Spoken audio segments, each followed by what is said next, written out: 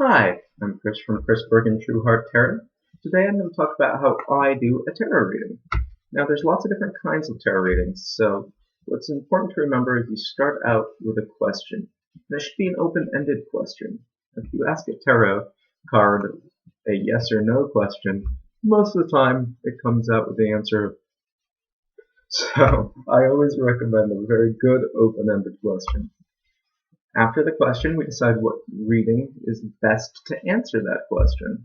Some straightforward questions are fine with, say, a three-card reading, something that tells you about the origin, the past of the situation, the present, and the likely outcome, the future of the situation if you don't change the path you're on. And then there are the more complex readings for bigger questions, where you might want to know things about multiple options in your life, or just a bigger overview of a situation.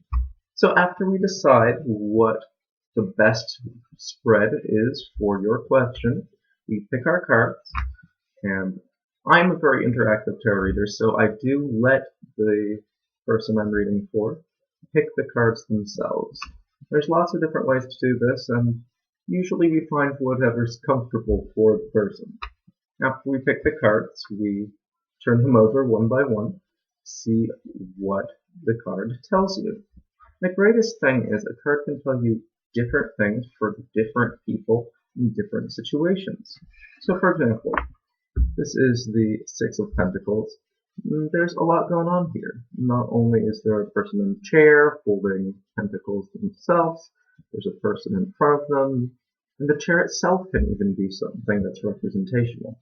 So I have the person look at the card, see what stands out to them, and then we discuss the overall meaning of the card, what they noticed in the card, and what it means for that particular reading in that particular position.